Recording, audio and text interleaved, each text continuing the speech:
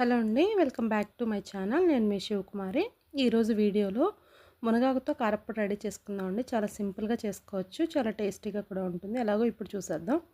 ముందుగా అయితే ఒక కప్పు వరకు ధనియాలు తీసుకుందాము. ఇది డ్రై రోస్టే చేసుకోవాలండి, ఆయిల్ ఏం అవసరం లేదు. ఎవరైనా ఇష్టం ఉంటే ఆయిల్ వేసుకోండి, కానీ ఇలానే బాగుంటుంది, మనకు నిల్వ కూడా ఉంటుంది. ధనియాలు మొత్తం వేగిపోయిన తర్వాత తీసుకుని పక్కన పెట్టుకుందాం. ఇదంతా సిమ్లోనే చేయాలి ఈ ప్రాసెస్ అంతా. తర్వాత ధనియాలు ఒక కప్ తీసుకున్నాం కదా, దానిలో ముప్పావు వంతు అంటే ఒక పెద్ద కప్ అయితే దానిలో ఇది 2-3 స్పూన్స్ సరిపోతుంది శనగపప్పు. ధనియాల క్వాంటిటీ ఎక్కువ ఉండాలండి.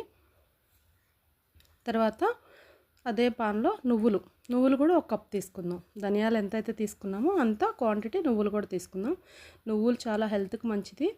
మనకి టేస్ట్ ఎన్హాన్స్ అవ్వాలి అంటే నువ్వులు యాడ్ చేసుకోండి, చాలా అంటే చాలా టేస్టీగా ఉంటుంది. చిట్టుపట్లాడి కొంచెం కలర్ చేంజ్ అయిన తర్వాత తీసుకుని ఒక గిన్నెలోకి వేసేసుకుందాం. సేమ్ మళ్ళీ అదే ప్యాన్లో అవిసె గింజలు ఒక గుప్పెడు, నువ్వుల్లో సగం తీసుకుందాము. ఇవన్నీ చిట్టుపట్లాడి పేలిన తర్వాత ఇవి దగ్గర ఒక 2 స్పూన్స్ ఉంటాయండి అంతే. తర్వాత ఒక 20 వరకు ఎండుమిరపకాయలు తీసుకోండి. కారానికి తగ్గట్టు తీసుకోండి. మనం తీసుకున్న క్వాంటిటీకి కారం ఎక్కువ ఉన్నాయైతే ఒక 15 వరకు సరిపోతాయి. కారం తక్కువ ఉన్నాయైతే ఒక 20 తీసుకోండి. ఇవి కూడా డ్రై రోస్ట్ చేసుకొని పక్కన పెట్టేసుకుందాం.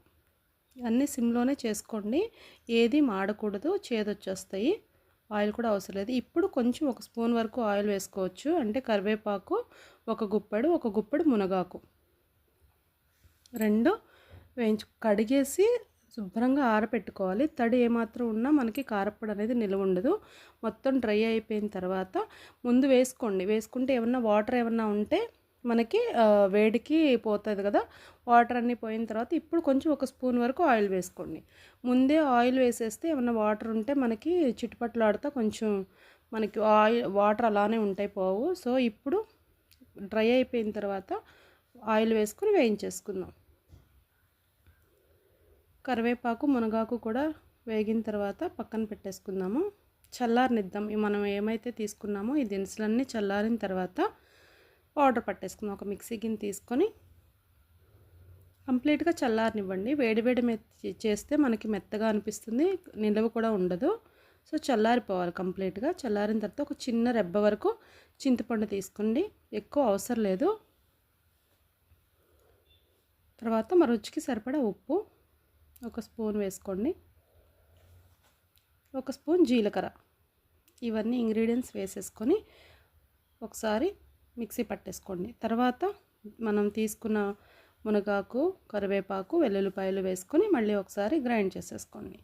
అంతేనండి, చాలా సింపుల్గా రెడీ అయిపోతుంది. చాలా టేస్టీగా ఉంటుంది. మనకి మునగాకు హెల్త్కి మంచిది. నువ్వులు, ఫ్లాక్స్ సీడ్స్, అవిసె గింజలు ఇవన్నీ మనకి హెల్త్కి చాలా మంచివండి.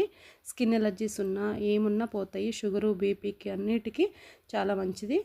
మీరు కూడా ఒకసారి తప్పకుండా ట్రై చేయండి.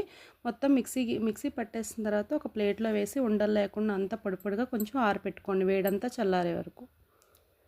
వేడంతా చల్లారిపోయిన తర్వాత ఒక గాజు సీసాలోకి తీసుకొని స్టోర్ చేసుకున్నామంటే మనకి ఇది నెలపాటు బయటే ఉంటుంది. ఇంకా ఎక్కువ క్వాంటిటీలో చేసుకుంటే ఫ్రిడ్జ్లో పెట్టేసుకోవచ్చు. ఇది ఇడ్లీలోకి, రైస్లోకి, దోశల్లోకి, దేనిలోకైనా చాలా బాగుంటుంది. కంపల్సరీ ట్రై చేయండి. Thank you for watching.